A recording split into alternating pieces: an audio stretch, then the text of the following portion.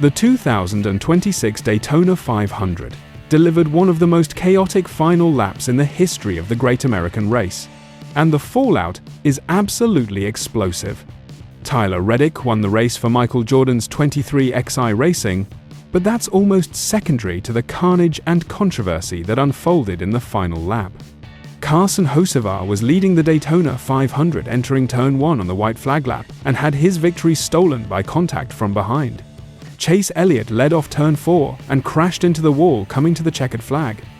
Brad Keselowski called Riley Herbst's block one of the dumbest things I've ever seen. And NASCAR made the controversial decision not to throw a caution despite multiple wrecks happening simultaneously. This is the Daytona 500 nobody will ever forget. And not for the right reasons. Let's start with what should have been the feel-good story.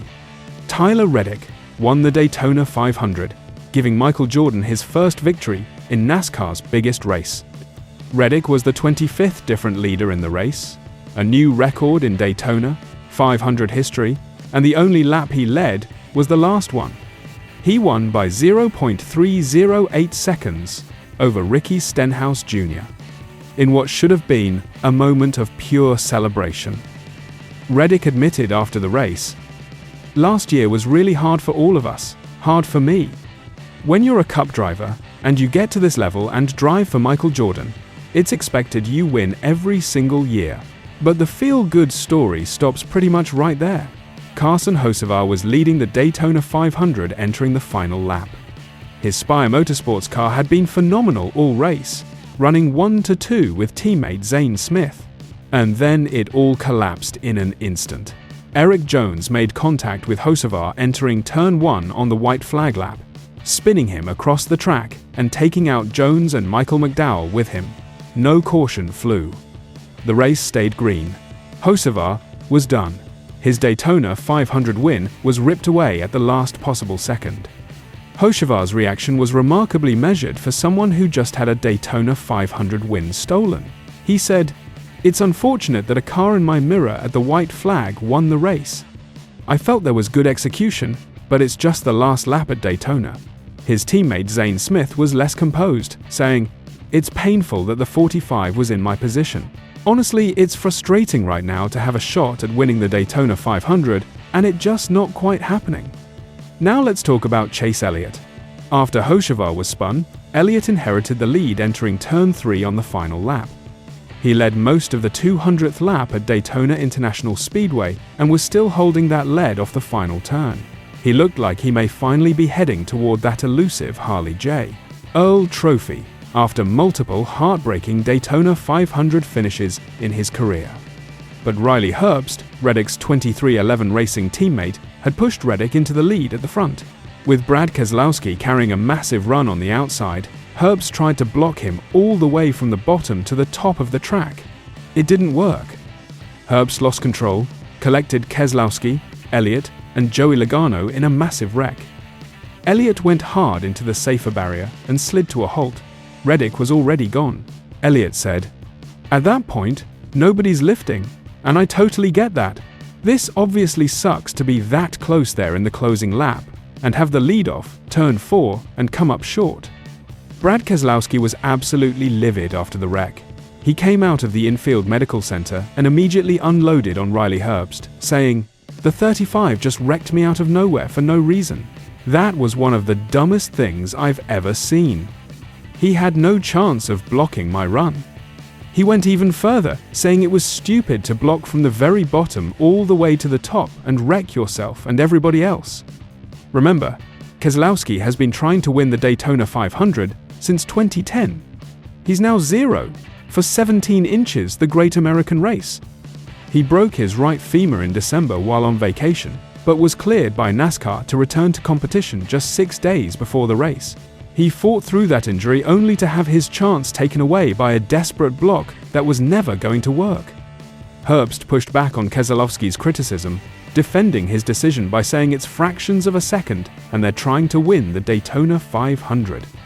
He noted that Brad's been trying to win for 17 years and knows it's a matter of inches. Herbst is right that racing at Daytona comes down to inches.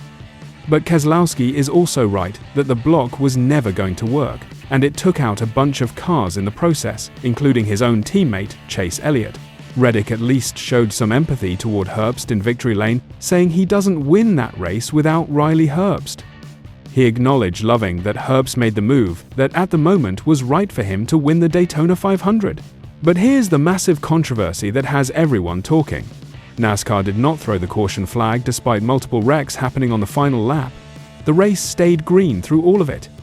NASCAR Managing Director of Communications Mike Ford explained on the Hall of Talk podcast that NASCAR was prepared to throw the yellow when chaos erupted in Turn 1 on the last lap, but they didn't see a hard nose-into-the-wall collision that required immediate safety truck deployment.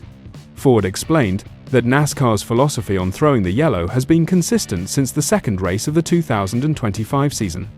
After controversy over the yellow being held during a big crash in last year's Daytona 500, officials announced they would be more aggressive about throwing cautions for debris fields. But he also noted that a similar type of crash this weekend at Atlanta's Echo Park Speedway could trigger a yellow flag because of different circumstances involving the wreck and track dimensions. William Byron, who was trying to become the first driver in NASCAR history to win 3 consecutive Daytona 500 seconds, had his race basically over on lap 5 when he made contact with BJ McLeod's spinning car and ricocheted off the wall.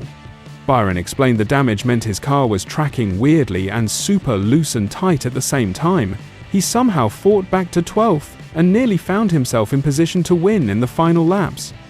But when Hocevar was spun in front of him on the final lap, Byron had to lift, and it was over. He finished 12th. So there you have it. Tyler Reddick won the Daytona 500 and gave Michael Jordan his first victory in NASCAR's biggest race. But beneath the celebration, Carson Hocevar had a win stolen by contact from behind. Chase Elliott led off Turn 4 and crashed into the wall. Brad Keselowski is furious at Riley Herbst and is now 0 for 17 inches the Daytona 500. And NASCAR made the controversial call not to throw a caution despite multiple simultaneous wrecks. The 2026 season is off to an absolutely chaotic start. NASCAR heads to Atlanta's Echo Park Speedway next Sunday for the Auto Trader 400. What do you think? Was Herbst's block just racing, or was Keselowski right to call it one of the dumbest things he's ever seen? Should NASCAR have thrown the caution? Drop your thoughts in the comments. And if you enjoyed this breakdown, smash that like button and subscribe for more NASCAR news. I'll catch you in the next one.